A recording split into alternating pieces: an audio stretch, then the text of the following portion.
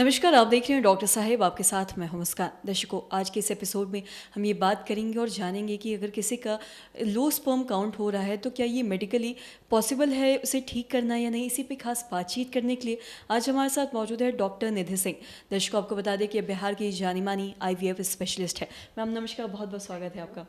Ma'am, मैं आपसे जानना चाहूँगी, अगर किसी का लो स्पर्म काउंट होता है तो क्या ये ठीक होना मेडिकल साइंस में पॉसिबल है या नहीं, मैं आपसे जानना चाहूँगी। बिल्कुल, नो स्पर्म काउंट को हम लोग मेडिकली ट्रीट कर सकते हैं। सबसे पहले इसके लिए ज़रूरी है कि हम ये समझें कि आखिर लो स्पर्म काउंट आज की डेट में इतना ज़्यादा हो क्यों रहा है। तो इसमें बहुत सारी इंपॉर्टेंट चीज़ें हैं जो हम लोग खुद ख़राब कर रहे हैं।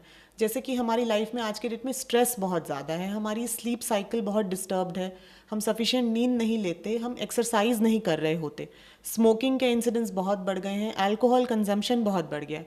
इन सारी चीज़ों से, और सबसे इम्पॉर्टेंट लैपटॉप, फीमेल्स को आजकल आदत हो गई है हमेशा लैपटॉप को टेबल पर रखने की जगह अपनी गोद पर रखकर बेड पर आराम से लैपटॉप का एक्सेस इस्तेमाल कर रहे हैं। इन चीज़ों से स्पर्म काउंट पे डेफिनेटली असर पड़ रहा है। Another important thing is tight clothing.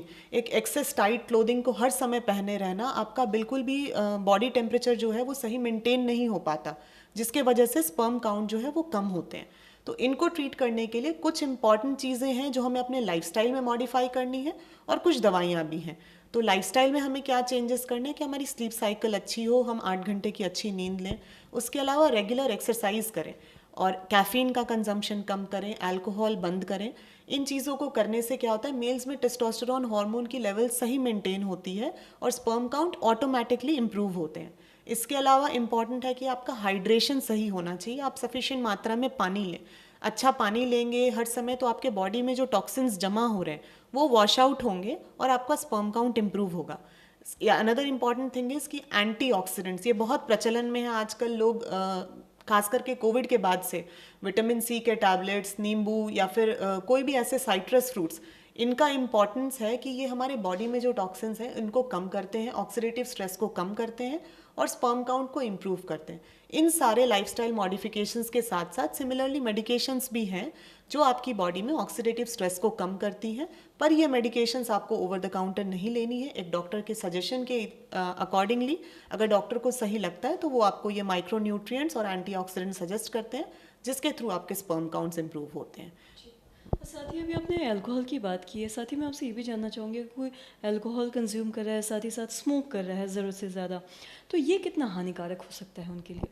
बिल्कुल, सिगरेट स्मोकिंग और अल्कोहल से जो क्या होता है, ऑक्सीडेटिव स्ट्रेस जो मैं बता रही हूँ ये बहुत ज़्यादा इंक्रीज़ होता है। जो इसके जो हार्मफुल केमिकल्स प्रोड्यूस होते हैं बॉडी में इनके मेटाबॉलिज्म से, इससे हमारे स्पर्म काउंट पे काफ़ी असर पड़ता है।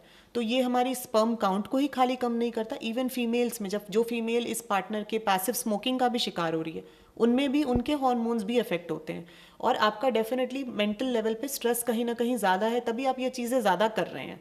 तो इट्स अ विशियस साइकिल। मतलब आपका स्ट्रेस ज़्यादा हुआ, आपने स्मोकिंग ज़्यादा की, आपने अल्कोहल ज़्यादा लिया, फिर आपका स्पर्म काउंट खराब हुआ, आपने वो रिपोर्ट देखी, आपने फिर ये ज़्यादा किया, तो आप अपने ही हाथों से अपनी चीज़ों को और ख़राब करते हैं। तो ये बिल्कुल भी लिमिटेड होना चाहिए। एकदम से जहाँ तक हो सके इन्हें बंद करने की कोशिश करिए, और उसके हिसाब से आपका रिपोर्ट्स डेफिनेटली इम्प्रूव हो जाएगा। और साथ ही मैं आपसे जानना चाहूँगी, जो भी पुरुष अगर अपना एक स्पर्म फ्रीज करवाना चाहते हैं तो क्या ये, सबसे पहले तो मैं आपसे ये जानना चाहूँगी, क्या अनमैरिड जो भी पुरुष हैं स्पर्म फ्रीज करवा सकते हैं। डेफिनेटली स्पर्म फ्रीजिंग है। जैसे कुछ मेडिकल कंडीशंस और कैंसर पेशेंट्स के लिए तो स्पर्म फ्रीजिंग हम लोग डेफिनेटली करते हैं। बट उसके अलावा कुछ क्राइटेरिया होते हैं, जैसे आपको एक अडल्ट होना पड़ता है, कंसेंट आपको आपका लगता है, उसके बाद ही आप स्पर्म फ्रीजिंग करा सकते हैं। उसके लिए भी जो प्रोसेस है, आपको प्रॉपर ART बैंक के थ्रू आपका अपना कुछ ब्लड टेस्ट होंगे, हॉर्मोन्स के टेस्ट होंगे, और उसके बाद आपकी स्पर्म फ्रीजिंग कराई जा सकती है। जी। और ये करके क्या बच्चे, मतलब जब आगे स्पर्म फ्रीज करवा सकते, तो किस उम्र में ये करवा सकते हैं, ये भी मैं आपसे जानना चाहूँ। क्या 50 की उम्र के बाद क्या लोग करवाते हैं। नहीं, देखिए हर चीज़ की एक एज लिमिट होती है। 50 इयर्स के प्लस में ऐसा हम लोगों को लगता है कि सिर्फ फीमेल्स पे एज का फ़र्क पड़ता है, बट ऐसी बात नहीं है। मेल्स में भी एज के साथ साथ स्पर्म की काउंट और मॉर्फोलॉजी खास तौर पर ख़राब होती है। इसीलिए ये इम्पॉर्टेंट होता है कि हम लोग स्पर्म्स को सही एज पे फ्रीज़ कराएं, और उसके बाद फिर उससे हम लोग फ्यूचर में प्रेगनेंसी प्लान करें। हाँ, बहुत बहुत शुक्रिया तमाम जानकारी देने के लिए।